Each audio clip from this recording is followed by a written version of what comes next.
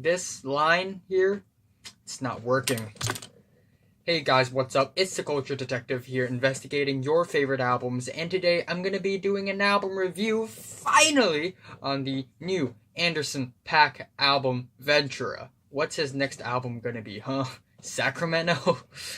Anyway, Anderson .Paak is a rapper, singer, multi-instrumentalist. He is incredibly talented, and he had released some of the best music of the past 3 years. In 2016, he dropped Malibu, which is a good ass album. It has flaws, but it also has a lot of good songs, soulful R&B tunes, and catchy, funky, danceable tunes like Come Down.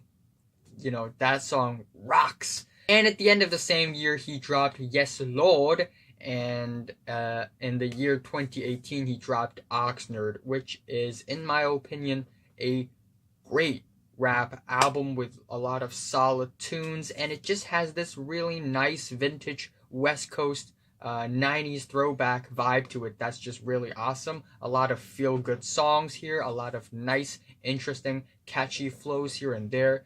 Kind of sad that Bubblin' didn't make it to the track list.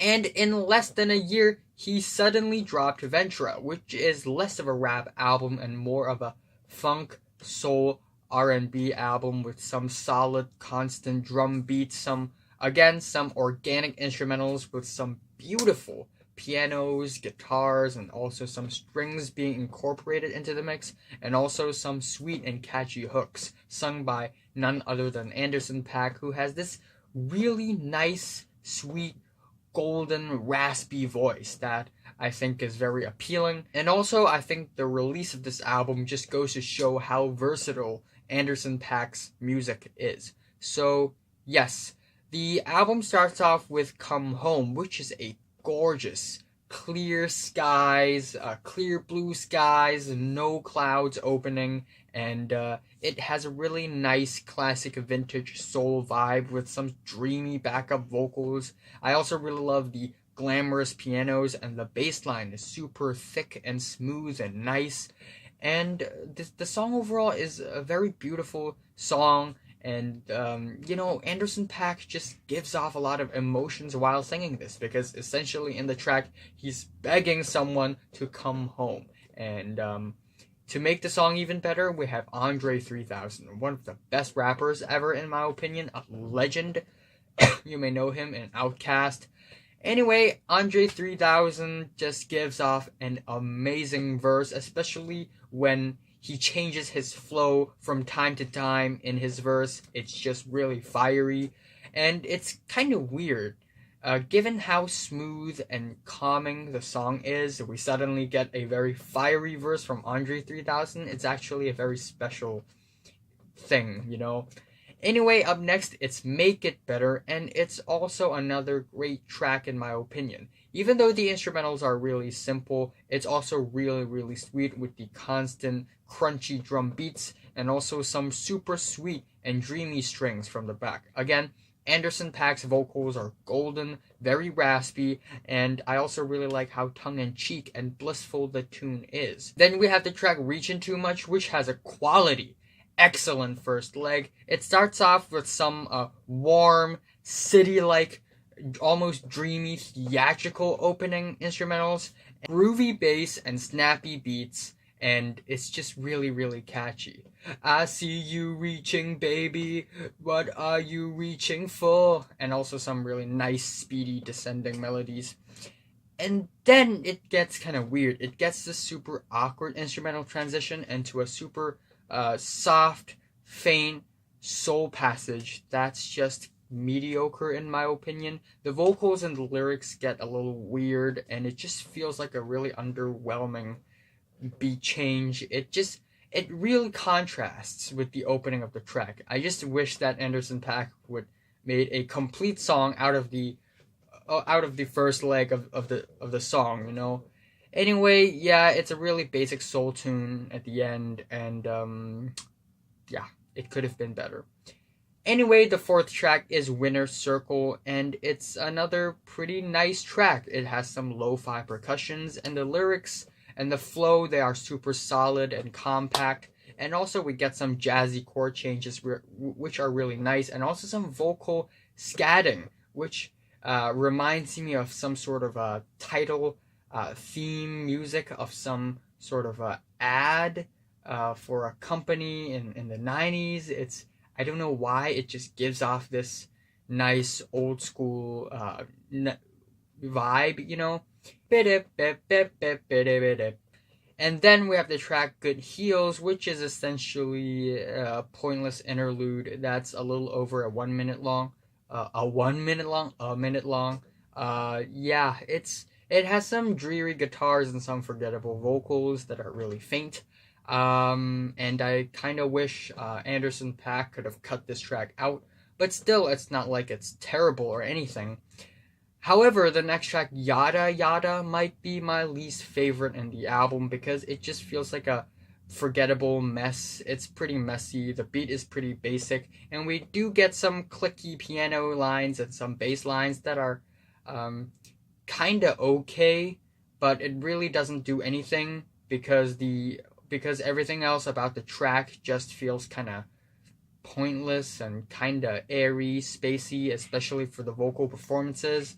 But still, it doesn't mean that the albums suck. We have the track King James, which I think is a pretty great track. It's a pretty straightforward West Coast R&B synth funk track, and the lyrics, they are pretty socially and politically charged, praising LeBron James of using his fame as a tool to actually help others, helping the powerless. And it's a pretty good message, not gonna lie. And I also really love the relaxing chord. The next track, Chosen One, is not as good, but I still don't think it's bad. It has some rushes of synths and some spatting decorative beats in the beginning, and also with some random shots of vocals, and it feels kind of messy in the beginning and pretty noisy. And then it sorts of dilutes into some cute piano chords and some really nice funky grooves, and it just gets better at the end with some sick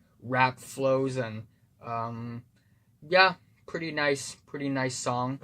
And then up next, it's Jet Black, not Jack Black. It's Jet Black, and I love this song. This song is amazing. It has a really constant beat and an amazing hook, and also an instantly catchy flow. And I also really love how nocturnal and city-like the pianos is, you know. The pianos are. Anyway, when I say city-like, by that I kind of mean that the music in the song sound like it would be perfect to accompany a video of walking through a city. Wow, my body's itching so much. Anyway, Brandy is featured in this thing. And I'm glad she is featured. Her vocals are great, and it just has a lot of chemistry with Anderson .Paak. I'm sorry I have to turn on the air conditioning. It's just too hot in here.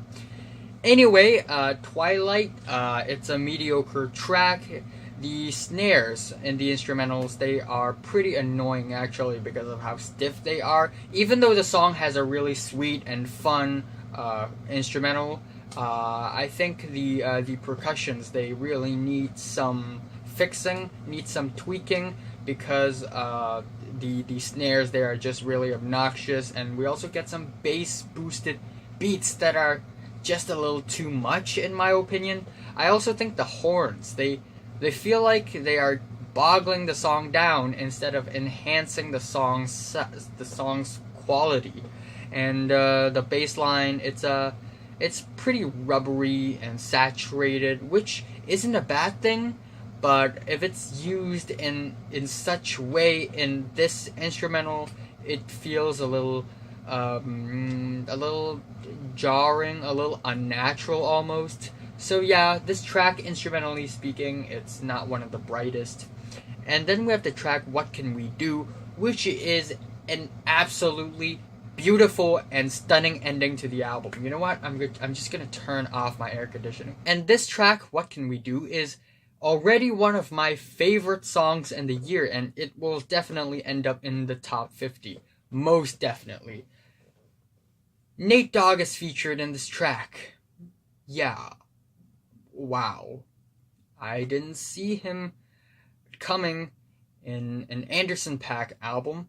Rest in peace. And yeah, I think it's Dr.Dre who gave Anderson .Paak these unreleased Nate Dogg vocals, and Anderson .Paak worked with these vocals and created an entire song out of it with full verses, complete choruses, and also some beautiful hooks, as well as some studio banter in order to make the song feel like it's really made with Anderson .Paak and Nate Dogg together, in order to make it feel a little more natural, similar to what Kendrick Lamar did with Tupac and To Pimp a Butterfly, and also some really beautiful and soulful backup vocals sung by a choir in the song. That's really amazing in my opinion, and it's such a feel-good tune. The vocal melodies are absolutely beautiful. They remind me of the sunset, like a farewell song,